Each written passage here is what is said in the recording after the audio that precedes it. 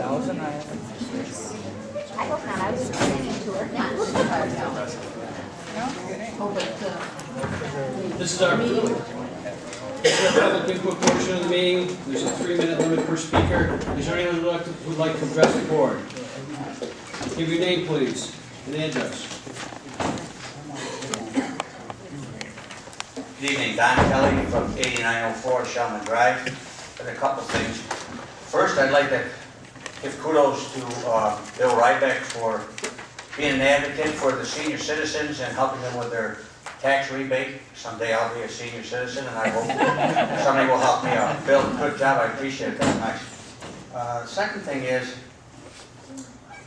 I heard that this apartment deal is going up on the corner of South Bay and Lakeshore Road, and I know it's already gone through the planning board. I didn't go to the planning board meeting, and my question is, I want to take up a petition and see how many people are interested in having the town consider a building moratorium.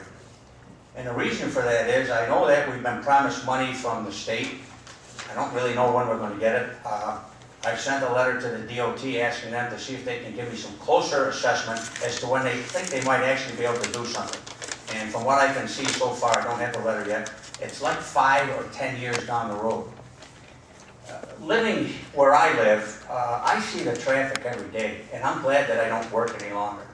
It's difficult, and I can't see that it's going to get any better in the near future, especially now with these apartments up there. You've got the hotels going up. So Lakeshore Road, 31, and Route 11, that corridor is going to be just horrendous.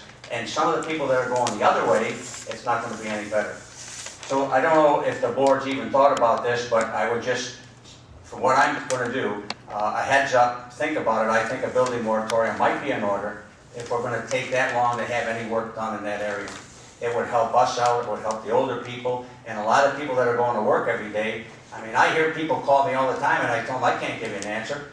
I don't like to come down to every board meeting and complain and whine, so I ask them, come down yourself. So I'm going to start a petition and see how many people are really interested.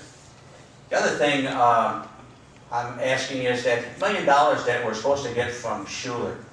Do you know where that's at and what we're doing with the money? Have we spent it ahead of time, or what are we planning on doing with it? Do you know? They're in the process right now of getting information to us about how we draw the funds. We had an email out to them, I believe it was last Friday, wasn't it, Linda? Yes.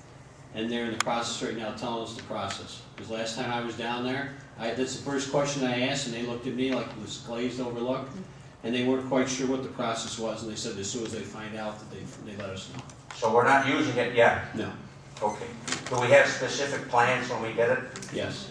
This for the Main Street and Berg for the possible facades. Okay. And what that would be is a portion of that for small businesses, it would be allow them, if they're going to improve or on their facades, like Chuck was saying, put down $10,000, then you'd be eligible for basically another $10,000 free, so you could do even further design work or Well, don't hold us to that, because we But, have I mean, a it's- percentage. right. There's no percentage set in stone. So the gentlemen that have already started doing work there, are they going to get part of that, or is that something different? There's been no discussion on that as of yet. Okay. They may be doing inside work, I don't know if they're going to do anything outside. The other thing I was going to ask the chief, he mentioned that this fellow that Zepp that's retiring, and we're hiring him back to be the evidence expert. Are we planning on using him to train somebody right away so we don't run into this if something happens again? We have a full-time officer who started up about 6 months ago, started in the training process. But having a full-time officer do it with his full-time patrol duties, we have to be very careful, because when he does do it, his training, it is on overtime. So we're trying to keep that minimal. It'll be about a year in the training process. We want to get through reaccreditation in June. We're through reaccreditation. We'll probably be able to look at turning that position over to someone else. Thank you. Anyone else would like to address the board? Give your name and address, please.